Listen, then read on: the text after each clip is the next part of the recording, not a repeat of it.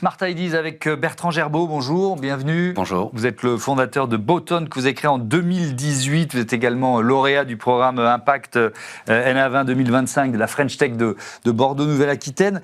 C'est quoi Boton? Présentez-moi l'entreprise. Boton, c'est la première plateforme d'intelligence opérationnelle maritime. En fait, le problème de base duquel on est parti, c'est qu'il y a à peu près 120 000 bateaux commerciaux dans le monde et que si on veut les décarboner tous par des constructions neuves, il faut 120 ans. Donc on a un léger problème. Donc on s'est dit, non, en fait, il faut travailler sur la flotte actuelle et on a créé un logiciel qui a 5 familles de fonctionnalités, dont une 5e famille qui est la décarbonation. Donc en gros, je ne rentre pas dans le détail, mais on a la GMAO, donc la gestion de la maintenance, la gestion de la navigation. Donc on a automatisé les livres de bord à bord des bateaux. Et toutes ces données nous permettent, en requêtant les bases de données de l'ADEME, de générer automatiquement la comptabilité carbone des bateaux, donc de fournir les bons indicateurs aux décideurs pour qu'ils prennent les bonnes décisions pour décarboner leur flotte. Donc, qui sont vos clients? Les armateurs, les géants du transport maritime, j'imagine? Alors, les géants, pas encore. Forcément, on vous le souhaite, ça viendra. Voilà, exactement. Ça va du bateau d'armement de pêche jusqu'au bateau de transport de fret, en passant par la croisière, les transports de passagers. Ici, à Paris, la plupart des navires que vous pouvez voir, bateau mouche, vedette de Paris, transport de passagers, travaillent déjà avec notre logiciel. Et on a d'ailleurs gagné un appel à projet porté par la communauté portuaire de Paris et financé par l'ADEME pour cartographier l'impact fluvial de 41 navires en France pour favoriser ensuite le report modal vers ces navires. Alors justement, qu'est-ce que ça permet de changer ensuite dans l'utilisation de ces bateaux par leurs propriétaires? Oui, alors en fait, donc déjà nous, notre mission, c'est simplifier et décarboner l'exploitation des navires. Ça commence par la simplification, c'est-à-dire qu'on a créé un outil. Il faut voir que dans le monde du logiciel maritime ou fluvial, c'est un domaine qui est dominé par des acteurs qui ont 40 ans d'âge. Donc IBM par exemple, qui a un logiciel qui s'appelle Maximo, qui a été créé en 1985, donc on est à 41 maintenant. Donc on est sur des systèmes très vieillissants, pas adaptés aux usages d'aujourd'hui, notamment une consommation de la donnée par un smartphone. Donc voilà, il n'y a pas d'appli mobile sur Maximo par exemple.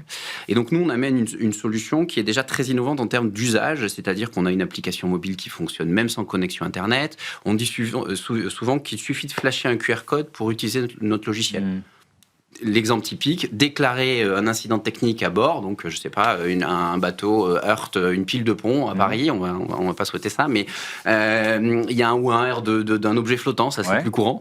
Le capitaine va tout de suite pouvoir prendre son smartphone, il est dans l'application, il va prendre une photo, on a un petit peu d'intelligence artificielle qui va pré-remplir la plupart des champs pour lui, et il n'a plus qu'à appuyer sur enregistrer, ça envoie une notification au manager qui est dans le bureau et qui peut tout de suite planifier une intervention pour réparer l'incident. Donc il y a d'abord la simplification et après, comment ça permet la décarbonation? Exactement. Et donc en fait, ça c'est sur l'exemple que je donnais, c'est sur la maintenance. On a fait exactement la même chose sur le livre de bord. Donc livre de bord, c'est un document qui retrace la vie, en fait, le parcours du bateau sur le fleuve ou dans la mer, et qui est un document réglementaire, qui est long et fastidieux à remplir pour la plupart des capitaines. Et nous, on a digitalisé ça parce que la plupart des données qu'on met dedans, donc par exemple les conditions de mer, la distance parcourue, la vitesse, etc., c'est des données qui viennent déjà de systèmes électroniques. Donc on les pousse, 70% des données, finalement, on les pousse déjà dans le livre de bord, dans l'application au capitaine, et il n'a plus qu'à l'enregistrer. Ces données-là, elles nous permettent de connaître la consommation, la distance parcourue, la vitesse, les conditions météo, donc on factorise aussi les conditions météo.